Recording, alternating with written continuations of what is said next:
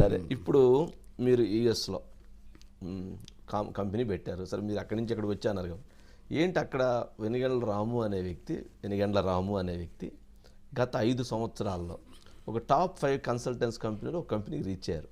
ఏంటి మీ సక్సెస్కి ఏంటి? సార్ వెరీ సింపుల్ అండి. దాంట్లోకి నా సక్సెస్కి ఏదైనా నేను రీచ్ అయిందంటే రాము ఒక్కడు రీచ్ అవ్వలేదండి. మేము ఒక వ్యవస్థ, మేము ఒక ఫ్యామిలీ క్రియేట్ చేసుకున్నాం అక్కడ. ఓకే, ఇది చాలా ఫ్యామిలీ అట్మాస్ఫియర్ ఉంటుంది. మీరు చూస్తే కనుక నేను కంపెనీ క్రియేట్ చేశాను అన్నంలో వరల్డ్స్ బిగ్గెస్ట్ ఫ్యామిలీ అనుకుంటాను బేసిక్గా. ఓకే, సో అంత అద్భుతంగా కలిసి ఉంటాం మేము.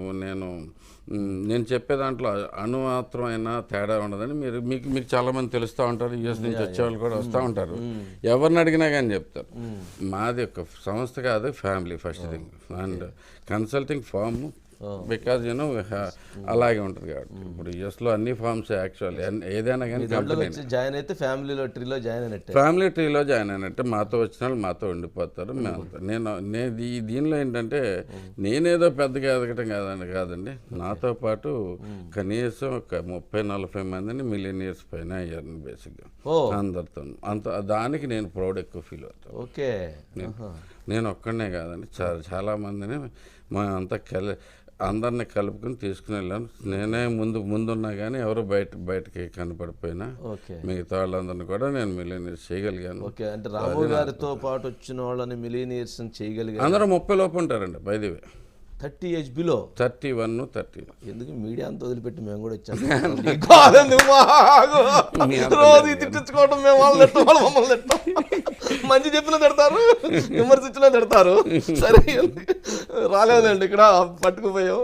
అంటే నేనేమంటానంటే, అంటే మీతో పాటు వచ్చిన 30 ఇయర్స్ లోపు వాళ్ళందరూ మిలియనీర్స్ అయితే, మరి రాము గారి ఫ్యామిలీలో రాము గారు మరి ఎన్ని వేల అన్ని వేలు లక్షలు దీంట్లో అవసరం లేదండి, మనకి లెక్కెట్టుకోవాల్సిన పని లేదు. కానీ దాంట్లోంచి ఓకే, అందరం చాలా అద్భుతమైన పరిస్థితిలో ఉన్నాం. అంతా చాలా హ్యాపీగా ఉన్నాం. అండ్ దాంతో ఇంక సర్వీస్ చేయాలని, ఇంకెప్పుడు సర్వీస్ చేయాలనేది ప్రాసెస్లోకి వచ్చేసారు. రైట్, రేపు కాన్స్టిట్యున్సీకి ఎంత ఖర్చు అవుతుంది అనుకుంటున్నారు? అంటే మీరు అక్కడ చూసింది, మీరు ఇందాక ఏం చెప్పారు, ఏదైనా ఒక టిష్యూ పేపర్ ఉంటే మేము ఎత్తికి దాంట్లో డస్ట్బిన్ ఆడని ఎత్తికి ఇచ్చేస్తారు. ఓకే, పార్కింగ్ చేయాలంటే ఎక్కడ పడితే అక్కడ పార్కింగ్ చేయటం లేదు, పోయి పార్కింగ్లో చేసి వస్తారు.